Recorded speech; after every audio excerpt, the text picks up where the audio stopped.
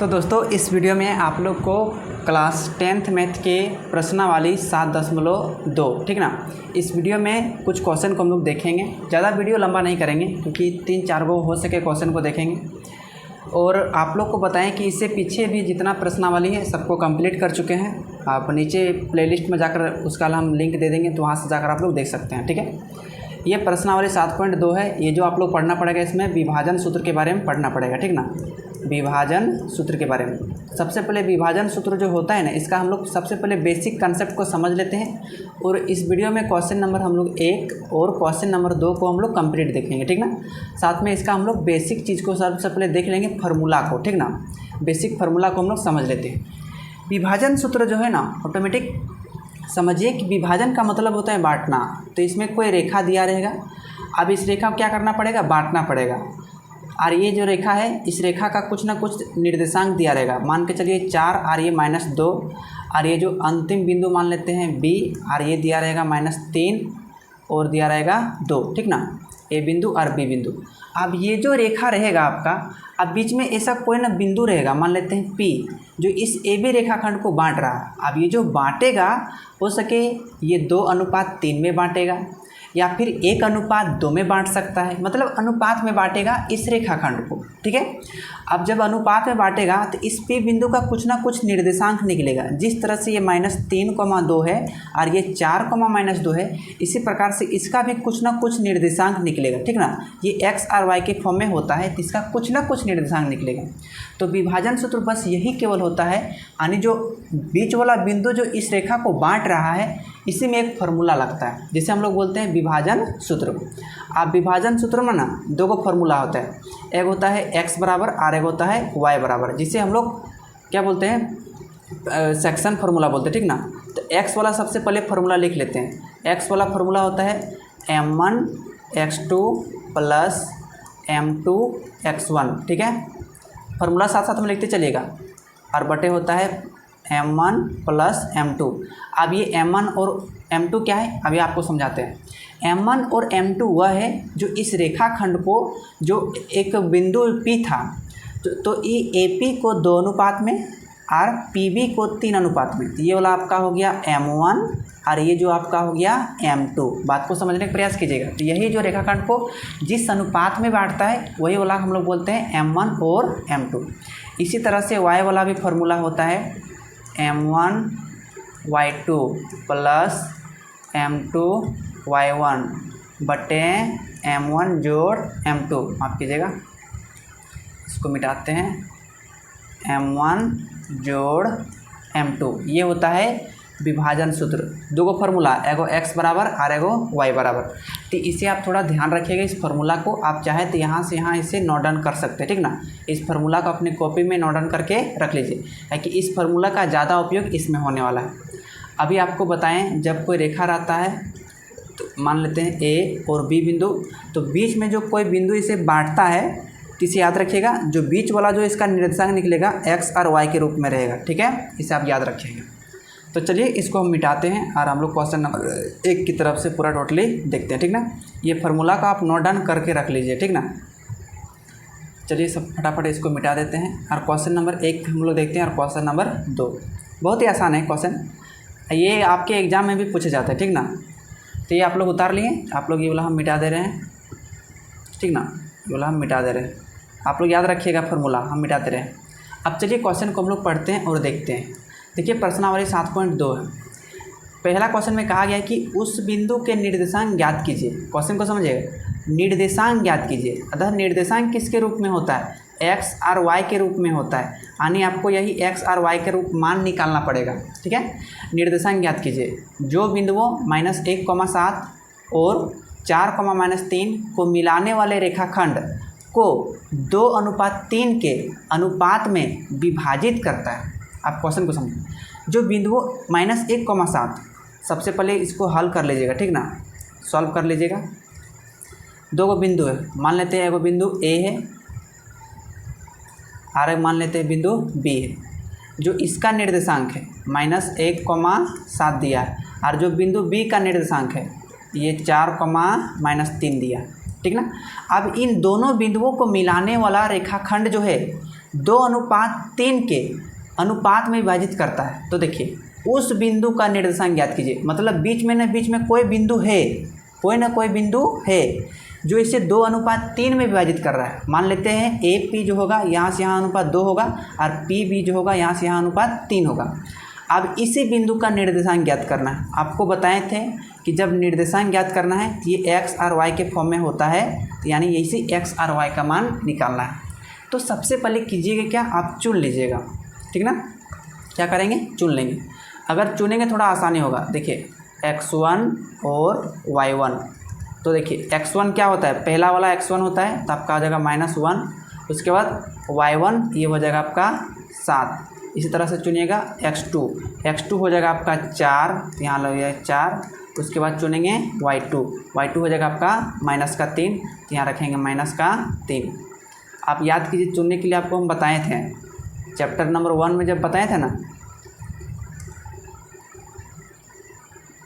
ये इसको कट कर देते हैं, यहाँ ब्रैकेट घेर देते हैं, हो गया। अब जो जिस अनुपात में बांट रहा है, कौन सा अनुपात बांट रहा था, 2:3 में बांट रहा था, ठीक ना।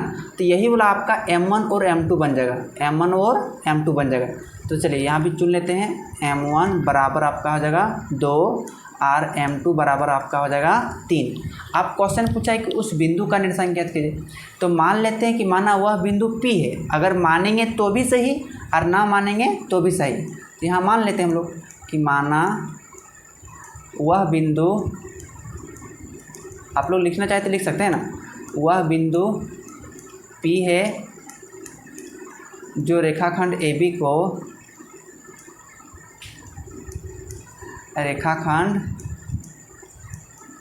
को 2:3 में विभाजित करती है,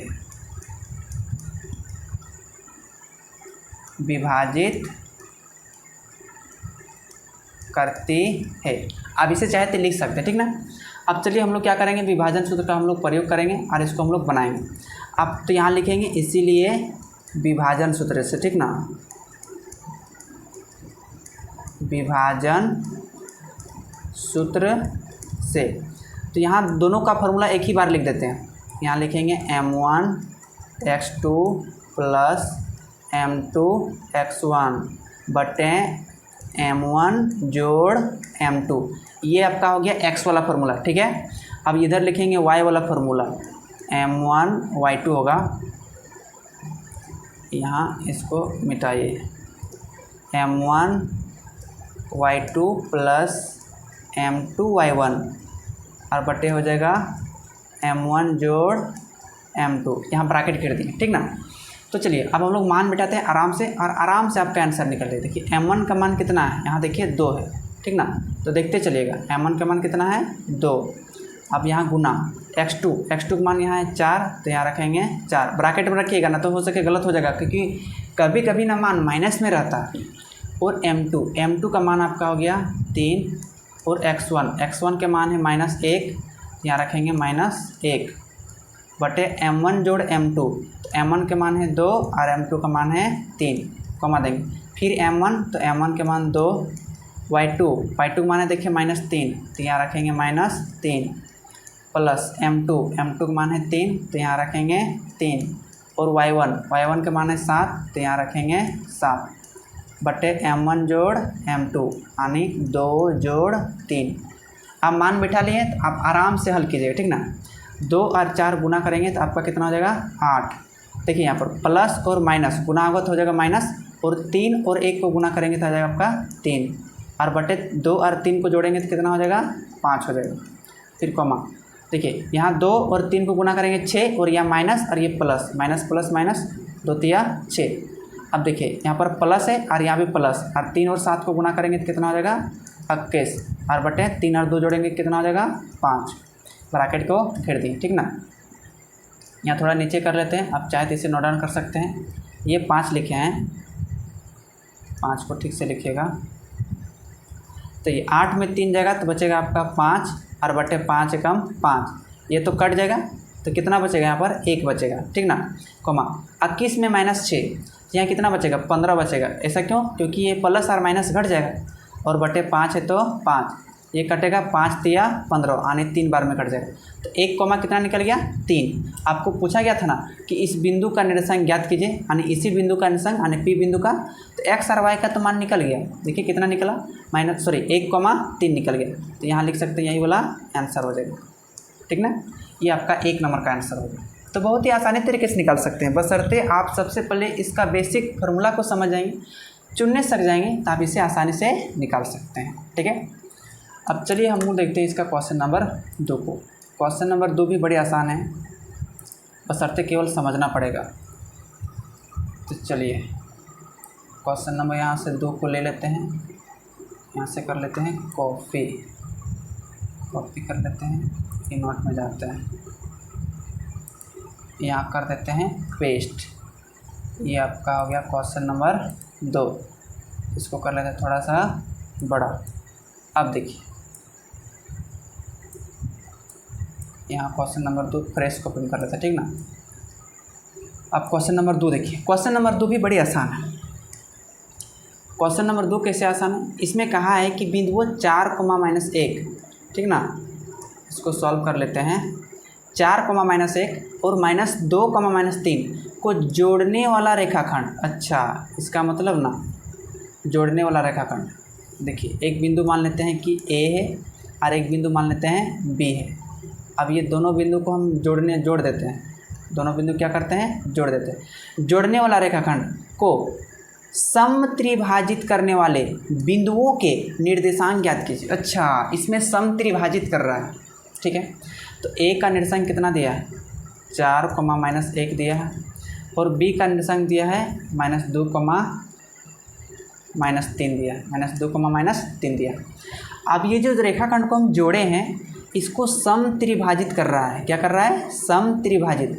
समत्रिभाजित मतलब समझते हैं, सम मतलब बराबर, त्रि मतलब 3, मतलब इसको 3 बराबर टुकड़ों में काट रहा है। तो कौन कौन सा बिंदु है, मान लेते हैं वह बिंदु P है और वह बिंदु Q है, P और Q है, जो AB रेखाखंड को 3 बराबर भागों में बांट रहा है।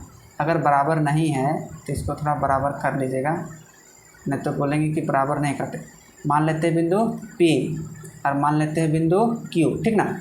इसको समत्रिभाजित किया। देखो यहाँ से यहाँ तक हो गया पहला भाग, ये हो गया दूसरा भाग, ये हो गया आपका तीसरा भाग, समत्रिभाजित कर दिया, ठीक ना। अब समत्रिभाजित करने वाले बिंदु का क्या पूछा गया, समत्रिभाजित करने वाले बिंदु का निर्देशांक पूछा गया। इसका मतलब यहाँ वाला निर्देशांक और यहाँ वाला निर्देशांक भी पूछा गया, ठीक ना। निर्देशांक एक्स वाई के रूप में होता है, आपको बताए थे, यानी इसी एक्स वाई का मान आपको ज्ञात करने के लिए कहा गया। अब P वाला एक्स वाई का मान और Q वाला एक्स वाई का मान, इसका मतलब साफ साफ निकलता है। आपको केवल ऐसे समझा रहे हैं, आपको 2 बार विभाजन सूत्र का प्रयोग करना पड़ेगा, ठीक ना। एक बार निकालना पड़ेगा बिंदु P के लिए निकालना पड़ेगा, और एक बार निकालना पड़ेगा बिंदु Q के लिए। विभाजन सूत्र से 2 बार निकालना पड़ेगा। जी बिल्कुल। अब रही बात कि इसका M1 और M2 पाएंगे तो पाएंगे कहाँ। अब ये क्वेश्चन मार्क आपके सामने उठता होगा कि इसका M1 और M2 कहाँ पाएंगे। जी बिल्कुल। तो चलिए आपको हम M1 और M2 बताते हैं कि कहाँ मिलेगा। बहुत ही आसान तरीके से आप खोज सकते हैं। देखिए क्वेश्चन में ना एक हिंट दिया गया है, इसको मिटा देते हैं। क्वेश्चन में एक हिंट दिया गया, आप चाहे तो यहाँ इसे मान भी सकते हैं। मान लेते हैं थोड़ा कि माना वह बिंदु P और Q है, माना वह बिंदु P और Q है, माना वह बिंदु P और Q है, जो रेखाखंड AB को, रेखाखंड यहाँ पर ये वाला मिटा देते हैं, रेखाखंड AB को समत्रिभाजित करता है,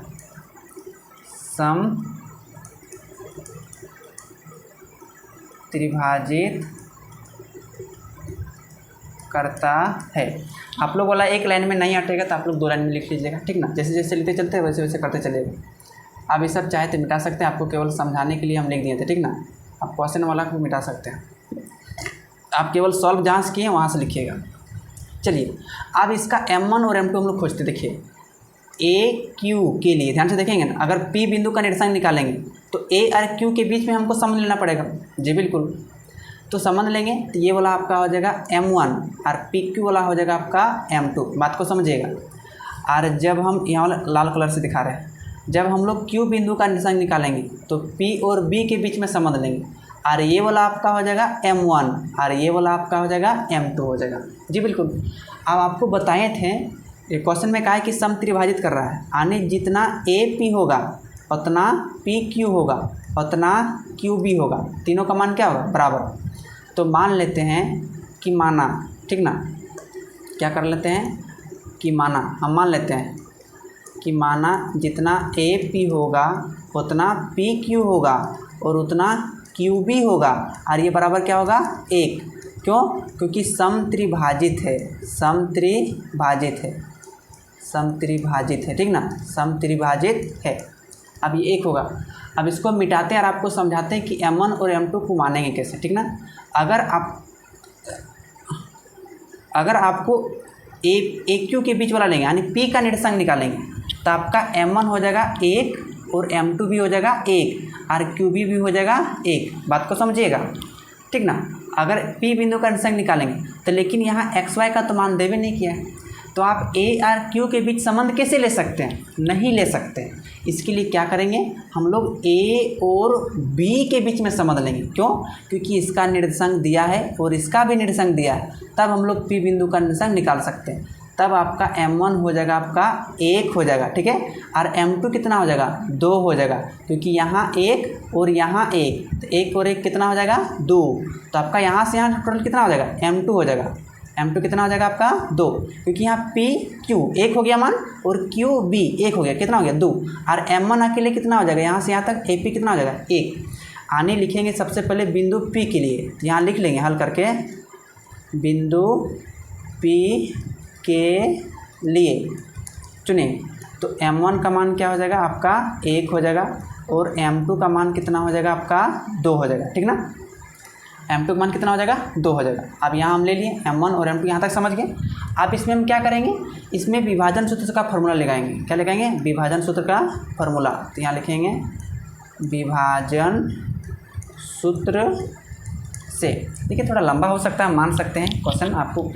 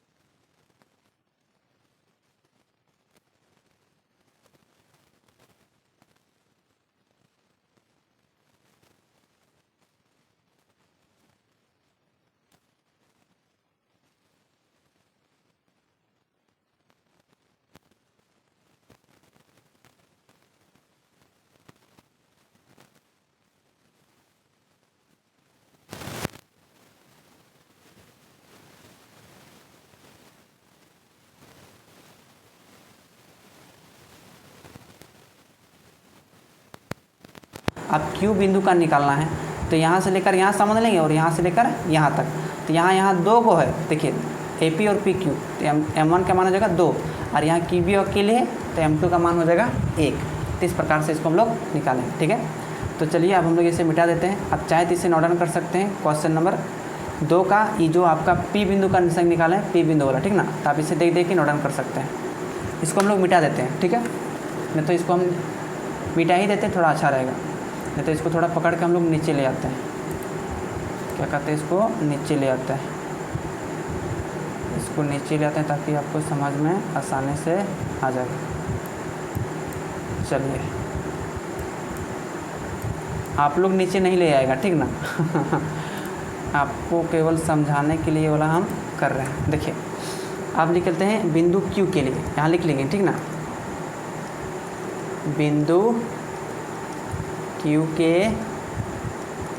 लिए अब इसमें भी क्या करेंगे, M1, तो M1 का मान इस बार कितना हो जाएगा 2 और M2 का मान कितना हो जाएगा 1। आपको बताएं यहाँ से लेकर यहाँ तक M1 हो जाएगा 2, कितना हो जाएगा 2, और यहाँ से लेकर यहाँ तक M2 हो जाएगा 1, क्योंकि यहाँ AP और PQ 2 भाग आ रहा है और हम माने थे यहाँ से एक माने थे। तो लिख लेते हैं विभाजन सूत्र से, ठीक ना।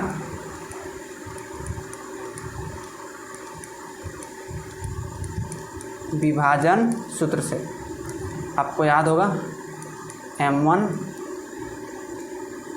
M1x2 प्लस M2x1 बटे M1 जोड़ M2, और फिर y वाला लिखेंगे M1y2 प्लस M2y1 बटे M1 जोड़ M2। ये आपका हो गया विभाजन सूत्र का प्रयोग करके। अब चलिए M1 का मान इसमें कितना रखना पड़ेगा 2 गुना x2, देखिए x2 का मान -2 है तो x2 का मान -2 रखें, प्लस M2 का मान 1 और x1 के मान अभी हो जाएगा 4, तो यहाँ रखेंगे 4 बटे M1 जोड़ M2। तो M1 के मान 2 और M2 का मान 1, M1 के मान है 2 और y2 का मान देखिए कितना है -3, तो यहाँ रखेंगे -3, प्लस M2 का मान है 1 और y1 का मान है -1। ध्यान से देखिए यहाँ -1 बटे M1 जोड़ M2 मतलब कितना हो जाएगा 2 जोड़ 1, ब्रैकेट कर देते हैं। देखिए 2 दूनी कितना हो जाएगा 4, लेकिन माइनस में रहेगा क्योंकि माइनस और प्लस माइनस का चिन्ह ध्यान रखिएगा ना तो गलत कर देगा। और 4 एकम हो जाएगा 4 और बटे 2 और कितना हो जाएगा 3, यहाँ भी 2 3 6, लेकिन माइनस का 6 हो जाएगा, प्लस माइनस 1 एकम 1 और बटे 2 और कितना हो जाएगा 3। 4 में 4 कट जाएगा, प्लस माइनस है तो कट जाएगा, क्या बचेगा 0 बटे 3। यहाँ -6 -1 कितना हो जाएगा -7 बटे 3। अब 0 को 3 से भाग देंगे तो बचेगा 0, 3 से -7 नहीं जाएगा तो -7 बटे 3। तो ये हो जाएगा आपका बिंदु Q का आंसर हो जाएगा, यानी 0, -7 बटे 3 आपका आंसर हो जाएगा, ठीक ना। तो ये क्वेश्चन नंबर 2 का थोड़ा कंप्लीट हो गया। देखिए लॉन्ग टर्म है, थोड़ा लंबा है, लेकिन आपको समझाने के लिए तो थोड़ा हमको करना ही पड़ेगा, ठीक ना। तो आप इसे चाहे तो आप इसे ऊपर चढ़ा सकते हैं, ठीक ना। तो चलिए अब इसको हम लोग ऊपर चढ़ा सकते हैं, लेकिन इतना चीस चास किए हैं, आप इतना चीस चास मत कीजिएगा, ठीक ना। इसको थोड़ा छोटा कर देते हैं, इतना चीस चास नहीं कीजिएगा, आपको केवल समझाने के लिए हम किए थे। तो उम्मीद करता हूँ कि क्वेश्चन नंबर इसमें 1 को यहाँ से यहाँ उतार लीजिएगा, ठीक है, या स्क्रीनशॉट मार कर रख लीजिएगा। क्वेश्चन नंबर 2 इसमें बिंदु P का निशान निकालने थे, ध्यान से P का निशान यहाँ पर निकाल दिए थे और यहाँ पर बिंदु Q का निशान निकाल दिए। सब क्वेश्चन तो ख़त्म हो गया। नेक्स्ट वीडियो में क्वेश्चन नंबर 3 को 4 को देखेंगे। तो उम्मीद करता हूँ आप लोग समझ गए होंगे। मिलते हैं नेक्स्ट वीडियो में, तब तक अपना ख्याल रखिएगा और बड़ों को सम्मान जरूर कीजिएगा। धन्यवाद।